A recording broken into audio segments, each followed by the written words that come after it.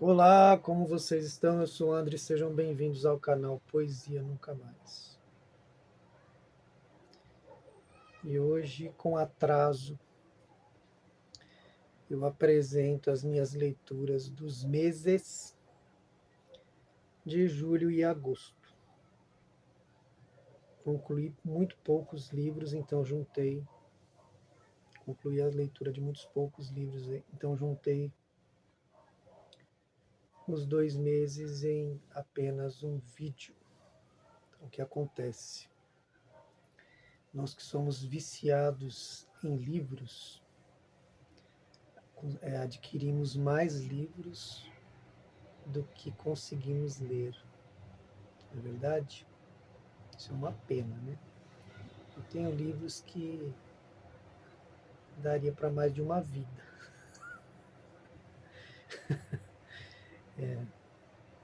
Mas é uma sina, né? As novidades literárias, as velhas novidades literárias também, né? Tem livros antigos que são novidades literárias que a gente descobre nas nossas andanças, nos nossos garimpos por aí, né? Então, vamos às leituras de julho.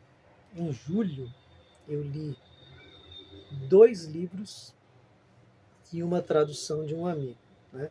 Então, vamos lá, vamos por partes, né? Eu li primeiro, em homenagem, claro, a... Nunca tinha lido nada dele, e aí ele veio a falecer, né? O escritor americano Cormac McCarthy. Li A Estrada, tinha esse livro há muito tempo já, e eu já tinha assistido o filme, né?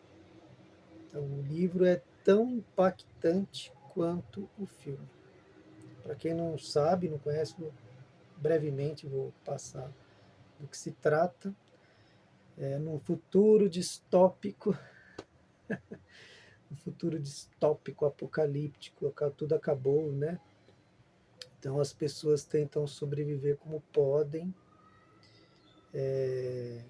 em grupos, pequenos grupos, e num momento de crise assim, onde há escassez de comida e falta de apreço pelos valores humanos, os primeiros que sofrem são as mulheres, os velhos e as crianças. Então, uma sociedade que começa a ser dominada pelos mais fortes, então, pelos homens, né?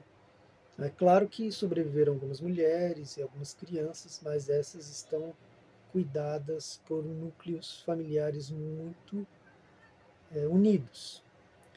Então, no caso específico dos protagonistas desse romance, que é um pai e um filho, dois do sexo masculino, um pai e um filho, um menino, eles arrastam um carrinho de supermercado com seus poucos pertences e eles querem chegar até a praia. Então lá eles vão garantir a sua sobrevida, a sua subsistência, eles esperam encontrar um ambiente melhor para viver lá. Então, esse livro ele tem uma questão assim do frio,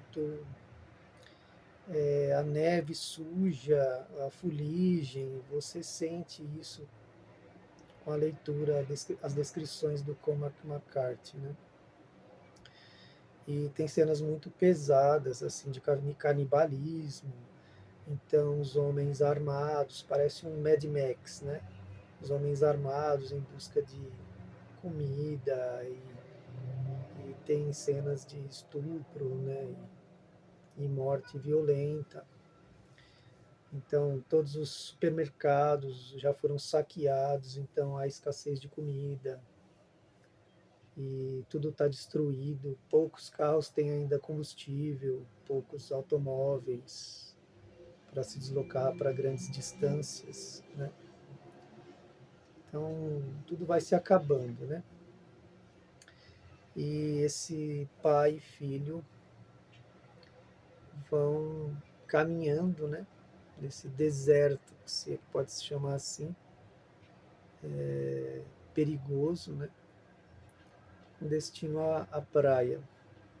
É um livro muito chocante, que eu li em julho, foi o 1º de julho. Ele é escrito em fragmentos, né?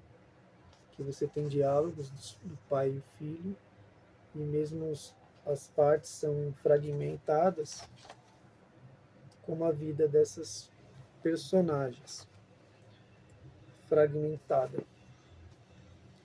Então é um livro que vale muito a pena. Tem tradução da Adriana Lisboa e foi publicado pelo Cormac McCarthy em 2006. Né? É muito pesado, então, mas recomendo a leitura, que vale muito a pena. Aí depois eu li as traduções do poeta Carlos Veneziani, César Veneziani, sobre 4 poemas da Emily Dickinson. Tô mal hoje, já ia falar Emily Bronte. Emily Dickinson, poeta americana do século XIX, reclusa, que publicou apenas menos de 10 poemas em vida, saiu em jornais ou periódicos, e creio que nem foi ela que publicou, como ela se correspondia no século XIX com grandes intelectuais da época, autores, escritores, críticos literários. E nessa correspondência, nessa troca de cartas, ela escrevia também alguns de seus poemas, poemas curtos, né? Os poemas, às vezes, tem uma quadra só, 2 quadras, 3 quadras. São poemas curtos. E ela acabava enviando esses poemas para nessas correspondências. Então, estes intelectuais acabaram publicando alguns desses poemas em jornais, periódicos da época, mas em vida mesmo ela não publicou nenhum livro. Quando ela faleceu, já que ela era uma poeta reclusa, reclusa quando eu digo é que ela passava mais tempo da vida dela dentro de casa, mas não só dentro de casa, dentro do seu próprio quarto, onde ela escrevia, lia e também ela costurava, né? Fazia bordados. Então, dos 4 poemas aqui, com tradução do colega César Veneziani, cheguei a conhecê-lo na Patuscada, ali na Vila Madalena, que é um bar e livraria da editora Patois. Eu escolhi um poema traduzido pelo Veneziani, e os poemas da Emily Dickinson, eles não têm título. Ela não dava título a nenhum de seus poemas. Então, os poemas são numerados conforme uma ordem que 2 críticos estadunidenses, ao longo dos anos, deram uma certa numeração, de uma sequência para eles, né? São cerca de 1.750 poemas. Alguns dizem 1.800, outros dizem mais de 2.000 poemas. Eu já li esses números em alguns lugares e não cheguei a uma conclusão. Mas parece que todos os poemas já foram publicados, a obra completa dela já saiu em livro. Não sei se tem no Brasil. Mas ela foi reconhecida apenas depois da morte, né? Tem um filme sobre a vida dela também. Então o poema diz assim: não sou ninguém. Você é quem? Não é ninguém também? Então há um par em nós, segredo. Vão nos banir, por certo. Que triste ser alguém que fala feito um sapo, teu nome todo dia e além, para um atento lago. Então tem tradução do César Veneziani. São 4 poemas, estão disponíveis no site da revista Gueto, do nosso amigo, né, também escritor, saudoso, Rodrigo Novaes de Almeida. Então, na revista Gueto você encontra os poemas traduzidos da Emily Dickinson, né? É a tradução número 7 da revista Guido. E aí depois eu li mais um livro de crônicas da Marta Medeiros, que está aqui, ó, Montanha Russa. Eu gosto muito do gênero crônicas, né? Então eu li muitas crônicas, principalmente na época da minha adolescência. Eu creio que o que me fez gostar muito de ler assim foram as crônicas. É aquela coleção da Para Gostar de Ler, que tinha os cronistas brasileiros, que a gente costuma dizer os cronistas mineiros, né? Mas se você pensar ali, tinha o Paulo Mendes Campos, o Carlos Drummond de Andrade, o Fernando Sabino, todos eles mineiros, e o Rubem Braga, que na verdade era do Espírito Santo, né? Capixaba. É. Então, e ela já é uma cronista contemporânea, dos tempos de agora, né? Ela publica desde os anos 80, mas está aí publicando livros, saiu um livro novo dela, recente agora. E esse é o segundo livro que eu li da Marta Medeiros. Anteriormente eu li o Topless. E aqui segue a pegada dela, falando sobre relacionamento entre homens e mulheres, né? Sobre questões contemporâneas, né? Então, por exemplo, a beleza, né? As pessoas que se apegam demais à beleza, a questão da idade, o que mais? Ter ou não ter filhos, né? Casais felizes, viagens ao exterior. Então tem uma questão assim muito de uma vida de uma certa classe, né? Uma classe mais classe média alta. Então, tem esse estilo de vida aqui que ela prega, o que ela retrata, né? Nas suas crônicas, né? Que às vezes você se sente um pouco excluído se você não faz parte dessa classe. Mas no mais, assim, no geral, eu gosto muito das crônicas, aprecio. Três haikais de Benedetti. Tem uma crônica aqui, abri ao acaso, né? Já perdi, claro. Eu abri ao acaso, aqui, me deparei com três crônicas de Benedetti. Aí ela comenta as crônicas, os haikais do Benedetti, né? Que é um escritor uruguaio, que eu gosto muito. E, e aí ela comenta cada um dos haikais. O haikai é um poema em três versos, um poema oriental, né? Que geralmente retrata a natureza e com enfoque nas quatro estações, né? Então, se um poema fala sobre coisas geladas ou com alguns símbolos que remetem ao frio, então é um poema, é um haikai de inverno. Se tem flores ou algumas questões assim, um jardim, então é um poema de primavera, um haikai de primavera. Então, tradicionalmente no Japão, né, esses haikais remetem a elementos da natureza que condizem com uma determinada estação do ano. Porque lá as estações do ano são bem demarcadas, né? Como essa bagunça que a gente está vivendo aqui no Brasil. O pior do eco é dizer as mesmas barbaridades. Aí você vê que aqui já é um haikai ocidental, não tem essas questões da natureza. Os blackouts permitem que se negocie consigo mesmo. Somos tristeza, por isso alegria é uma proeza. Então é isso, né? Aí ela comenta, tece comentários sobre esses haikais do Benedetti. Os Beatles foram a minha Xuxa, acabei de ler aqui. Então é isso, li Marta Medeiros, Montanha Russa. E aí em agosto eu li este livro incrível aqui, Androides Sonham com Ovelhas Elétricas, do Philip K. Dick, que é incrível, assim, eu sou muito fã do filme, né? Desde moleque que eu assisto e reassisto Blade Runner, mas quando eu li esse livro aqui, eu não vou contar a história, porque todo mundo conhece a história do filme, mas assim, o filme aproveitou um terço desse livro.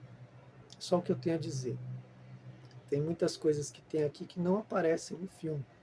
Por exemplo, o Android sonha com ovelhas elétricas, que é o título original do Blade Runner, o Caçador de Androides. O título original é Android sonha com ovelhas elétricas? É uma pergunta.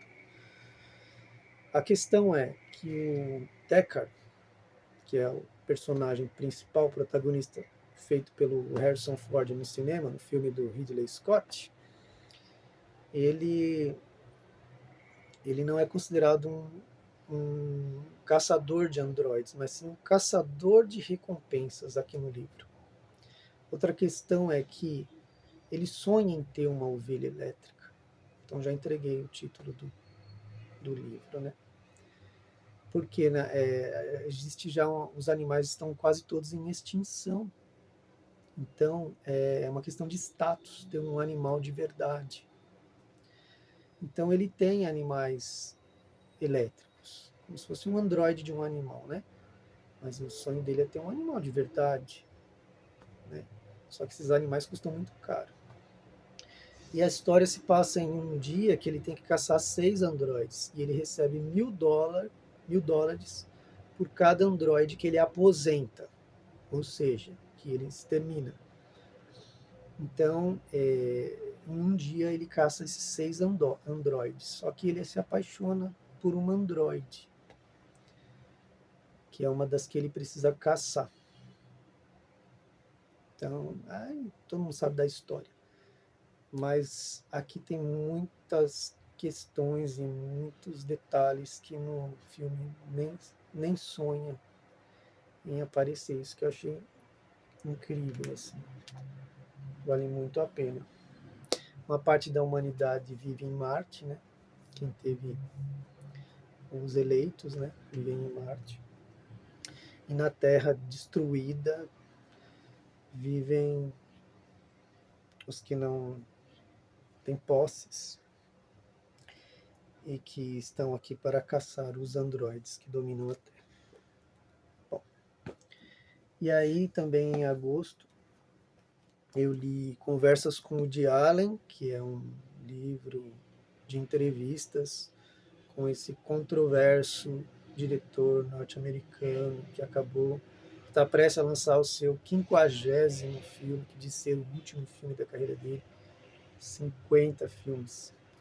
E aqui tem conversas desse autor, que é o Eric Laux, que é um jornalista, de 1973 até 2009, quando ele lançou Tudo Pode Dar Certo, né? E o que é esse o filme? Tudo Pode Dar Certo, 2009. Então tem conversas desse jornalista com o Woody Allen desde o início da carreira dele, desde 73 até 2009. Então ele fala muito, que tá ele bem jovem aqui, parece stand-up comedy, quando ele começou.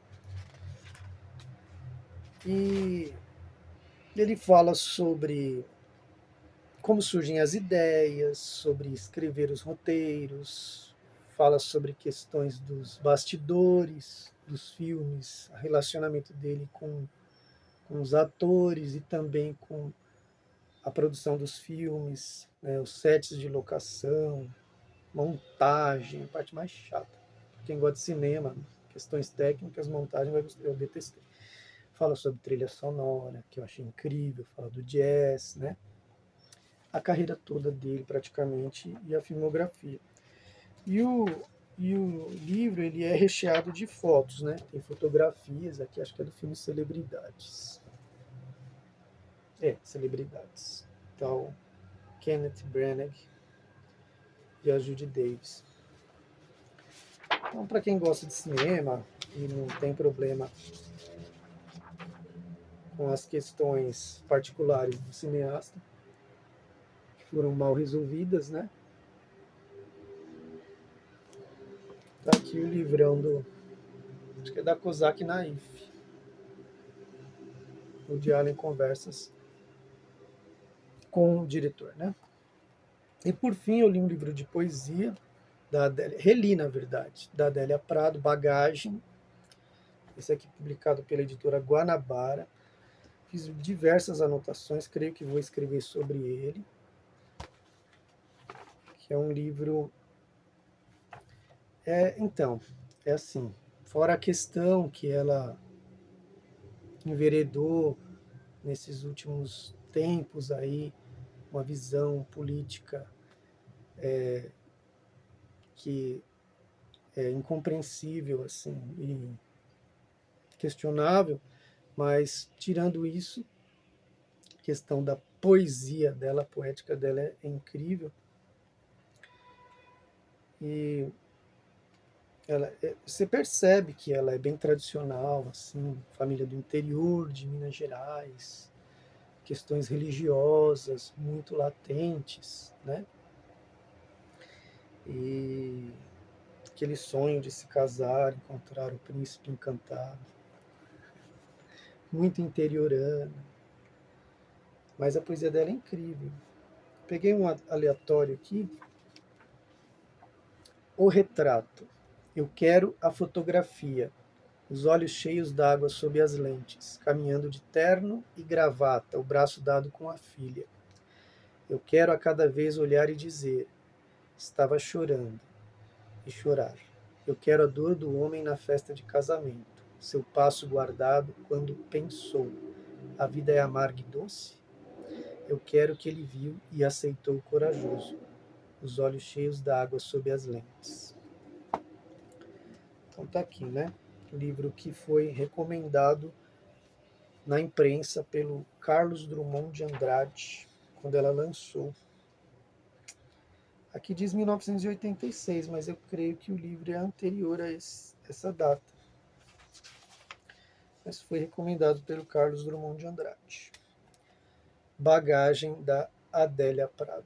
Com ele eu concluo meu vídeo. Muito obrigado por quem viu até aqui. Um grande abraço e até a próxima.